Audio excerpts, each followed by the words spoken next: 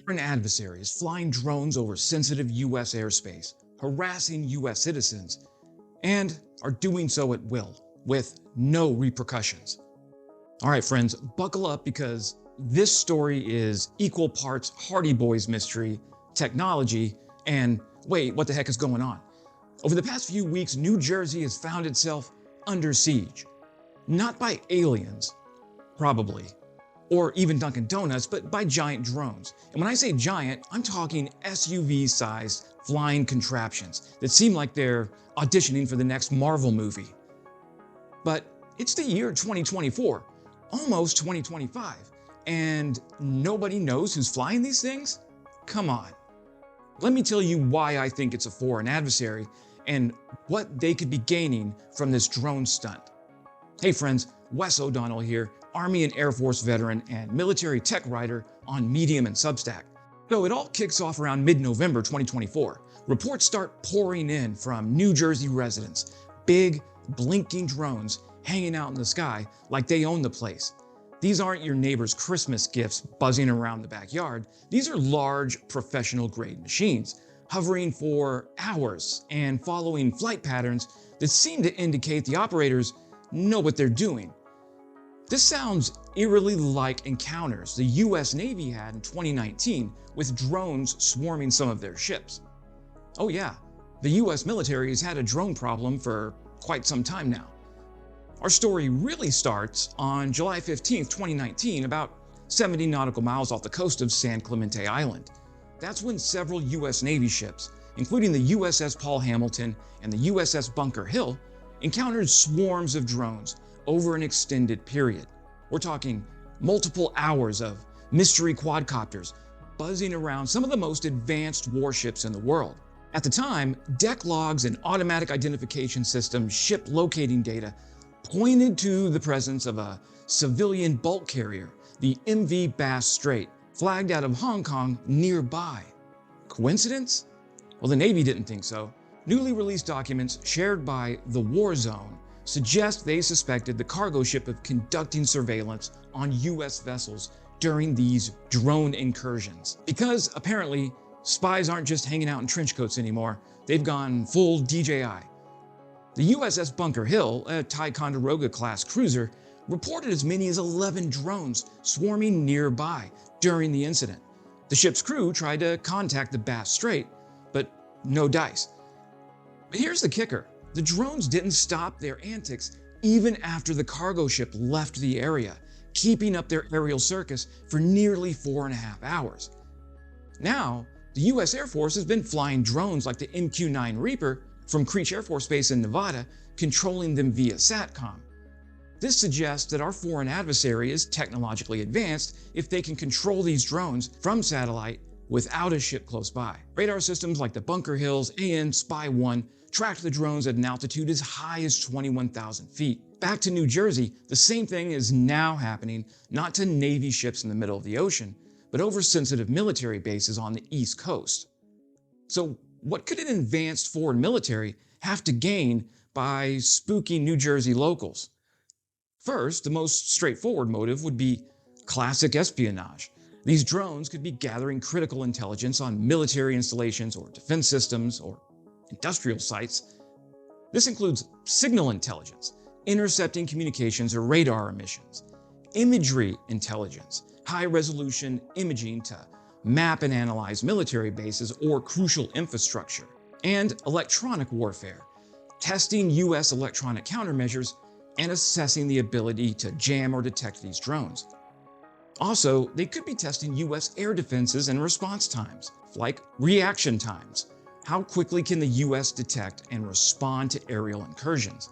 Counter-UAS capability, identifying strengths and weaknesses in the US counter-drone technologies such as radar systems, interceptors, or anti-drone lasers. And then there's flight path testing, understanding how far drones can penetrate into US airspace undetected.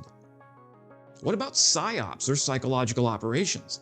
Well, large mysterious drones are unnerving to civilians and authorities alike.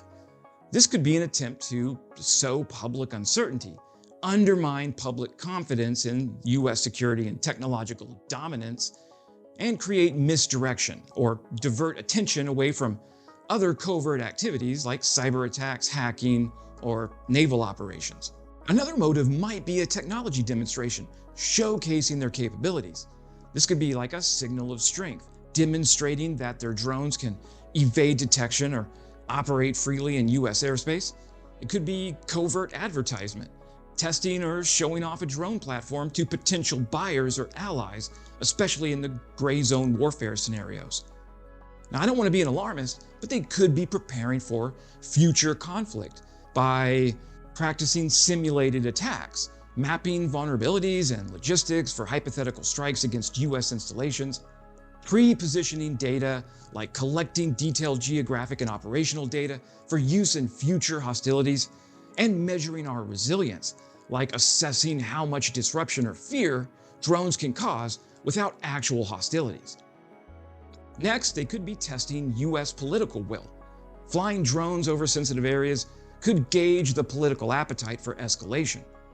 They could be trying to get a deterrence gauge, assessing whether the US would risk shooting down drones and escalating tensions. And then there's policy pressure, prodding the US to invest resources into counter-UAS systems, potentially diverting attention away from other strategic areas like Taiwan. What about economic espionage? Yeah, not all targets may be military. Drones over industrial or technological hubs in New Jersey could focus on corporate espionage, stealing proprietary data, surveillance of key industries like pharmaceuticals, tech, and aerospace, and assessing supply chains, monitoring US industrial capabilities and infrastructure. What I'm getting at here is that a hostile nation has a lot to potentially gain from these drone shenanigans. So, what possible drone models could these be? Well, witnesses describe these drones as large, with some comparing them to the size of SUVs. This suggests they could be heavy lift drones designed for industrial or military applications. Notable examples include the DJI Matrix 600 Pro, known for its high payload capacity and versatility. This drone supports various cameras and sensors, making it a go-to for cinematographers and industrial use. Then there's the Griff Aviation's Griff 300. This heavy lift drone boasts a payload capacity of up to 300 kilograms or 661 pounds and a flight time of 45 minutes, suitable for cargo transport and search and rescue operations. Then there's Boeing's experimental cargo drone. Currently in the testing phase, this drone is expected to haul over 500 pounds over several hundred miles, featuring 6 dual rotors with 12 propellers. Now, I've written in the past on Medium about Ukraine's use of heavy lift drones to combat Russian aggression. Ukraine has been deploying a variety of heavy lift drones to enhance its operational capabilities, particularly in logistics and combat scenarios. All of these qualify as heavy lift drones, and these have significantly enhanced Ukraine's operational flexibility, showing the world the utility of these larger, car-sized drones. Now, you knew this was coming, but the politicians have gotten involved as well. Former President Trump suggested shooting the drones down because nothing says scientific investigation like blow it up and figure out the rest later. Meanwhile, local lawmakers demand federal transparency, which, let's be honest, is adorable. The White House and the Pentagon both claim that the drones are not a foreign adversary, but they also say they don't know who's flying them. So why haven't authorities shot them down yet? Despite the drones' presence over sensitive areas, authorities have refrained from shooting them down due to several factors. First, there are the legal restrictions. The military's ability to engage drones domestically is limited by laws designed to protect civil liberties and prevent unintended consequences like the Posse Comitatus Act. Then there's also the risk of collateral damage. Engaging drones, especially in populated areas, poses significant risks to people and property on the ground. And then there's the identification challenges. Many reported sightings have been identified as conventional manned aircraft operating lawfully, complicating the decision to use force. Can you imagine? Specialist Joe Snuffy just got out of the Army and he's using his GI Bill to go to flight school. He's doing his first solo in a small Cessna, and suddenly he gets a NASAMS interceptor punch right through the cabin. So, where do things stand now? Well, as of today, the drones are still out there. The FBI is still investigating, and New Jersey residents are still scratching their heads. Officials are saying there's no immediate threat to public safety, which is a relief, but also not super helpful. Like, sure, you're not in danger, but we have no idea what's flying over your house. For now, it's all just a big question mark. Are these drones mapping something, testing something? Are they delivering pizza but got lost on the way? Who knows? What we do know is that these things have managed to outsmart the best tech we've thrown at them, and honestly, that's both impressive and a little terrifying. Efforts by law enforcement or Homeland Security to zap them out of the sky or sever their connection with their operators have failed, which tells me they're communicating with each other and have a relay drone, perhaps more than one, daisy-chaining the information somewhere else.